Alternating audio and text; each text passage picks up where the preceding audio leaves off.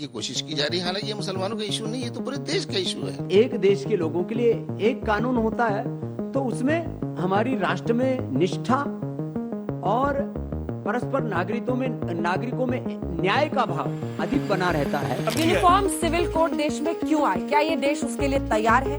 और क्या ये सिर्फ चुनावी बिसात पर एक मोहरा बनकर नहीं रह जाए? इसके खत्म करने से हमारे बहनों का फायदा है। समावेशी समाज को सशक्त करता है। ये सिर्फ पोलराइजेशन का और डिवीजन का एक एजेंडा है। 2024 की तैयारी 14 जून 2023। एक बार फिर लॉ कमीशन ऑफ इंडिया ने यूनिफॉर्म सिविल कोड यानी यूसीसी पर विचार विमर्श की प्रक्रिया को शुरू कर दिया है। इसके तहत आम नागरिकों से, धार्मिक संस्थाओं से और वेरियस इंस्टीट्यूशन से इस पर राय मांगी गई है। कुछ लोग ये कहते हैं कि भारत सरकार का 2024 इलेक्शन से पहले एक ये सियासी कदम है। वहीं कांग्रेस का ये मानना है कि ये कदम राजनीति से प्रेरित है। अब आखिर यूनिफॉर्म सिविल कोड यानी यूसीसी है क्या, कब ये मुद्दा उठा और इस पे बीजेपी कांग्रेस का क्या स्टैंड है, कौन कौन से स्टेट इसके फेवर में है, कौन कौन से स्टेट इसके अगेंस्ट में है, फॉरेन कंट्रीज़ का इस पे क्या स्टैंड है और भारत के कानून में इस पे लेके क्या प्रावधान है, इन सब बातों को जानेंगे हम आज के इस डिटेल वीडियो में। वीडियो के एंड तक बना रहिएगा क्योंकि आज हम आपको बताने वाले हैं यूनिफॉर्म सिविल कोड की हर एक छोटी से छोटी जानकारी।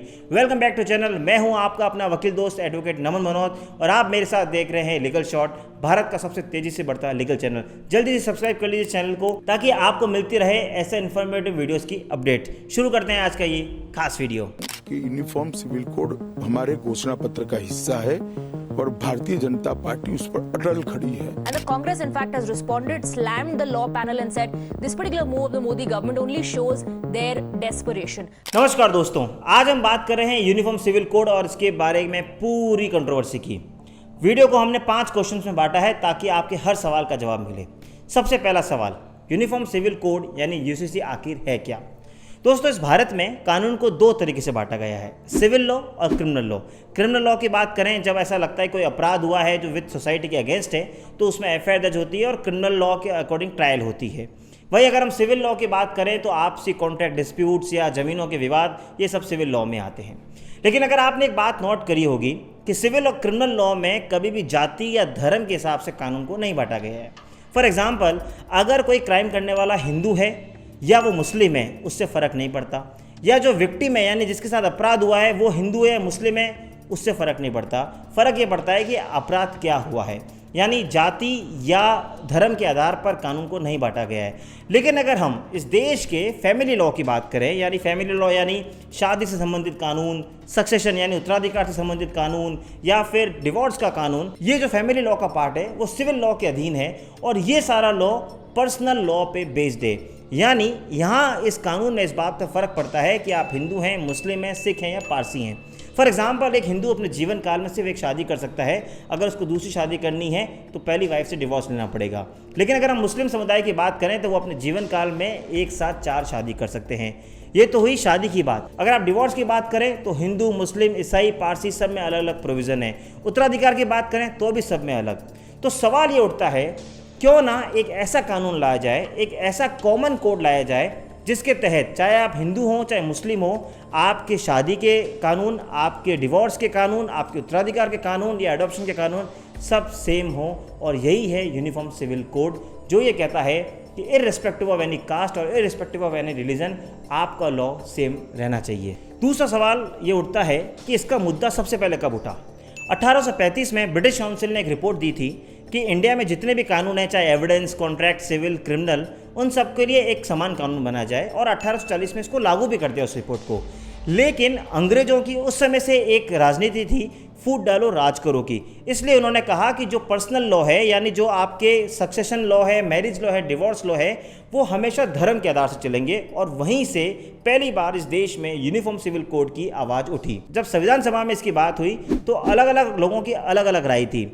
जब बहुत दबाव पड़ा सरकार पे तो नेहरू जी ने फाइनली हिंदू और मुस्लिम के लिए अलग अलग कानून बनाकर उसकी घोषणा कर दी। वहीं दूसरी तरफ राजेंद्र प्रसाद, श्यामा प्रसाद मुखर्जी जैसे कई नेताओं ने इसका पुरजोर विरोध किया। उन्होंने कहा कि ये इस तरह से कानून बनाना भारत को 2 बांटों में बांट देगा और हर धर्म को आपस में लड़ाएगा। उन्होंने ये भी कहा कि जब महिला के साथ अत्याचार होता है तो इस बात से फ़र्क नहीं पड़ता कि वो हिंदू है या मुस्लिम है, इसलिए हर पक्ष के लिए समान कानून होना चाहिए। अब आते हैं तीसरे मुद्दे पे कि यूसीसी को लेके आखिर कानून क्या है।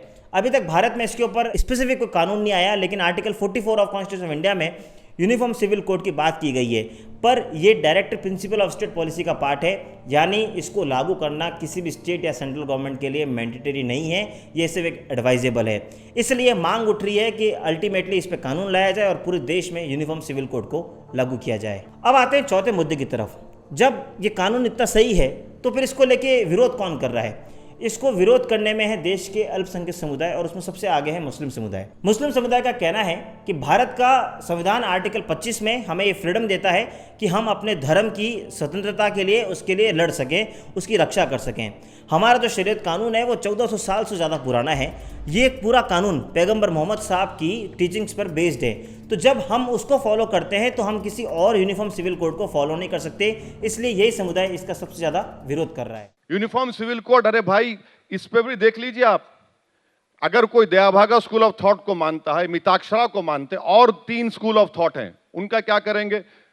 शादी कैसे होगी? निकाह से होगी या मंगलसूत्र बांधने से होगी या शताब्दी होगी? बताइए हमको, कहां जा रहे हैं? देखिए, इस देश में सबसे बड़ा मसला रोजगार का है, महंगाई का है, किसान मर रहे हैं, सोशल जस्टिस का है। मगर नरेंद्र मोदी इन तमाम मुद्दों पर नाकाम साबित हो गए तो बता दो, मुसलमानों को ठिकाने लगाना है, इसलिए यूसीसी लगाएंगे। और यही से उठता है पांचवा और आखिरी मुद्दा बीजेपी वर्सेस कांग्रेस का, जहां बीजेपी हर बार अपने घोषणा पत्र में बात कहती आई है कि जैसे ही हमारी सरकार आएगी हम यूनिफॉर्म सिविल कोड लाएंगे, कि हिंदू हो, मुस्लिम हो या आप किसी भी धर्म से हो, आपके लिए समान कानून रहेगा। इसलिए देश के गृह मंत्री अमित शाह बार बार अपने बयानों में भी ये कहते हैं कि हम जल्दी से जल्दी यूनिफॉर्म सिविल कोड लाने वाले हैं। कि यूनिफॉर्म सिविल कोड हमारे घोषणा पत्र का हिस्सा है और भारतीय जनता पार्टी उस पर अटल खड़ी है। ये होना चाहिए, ऐसी हमारी दृढ़ मान्यता है।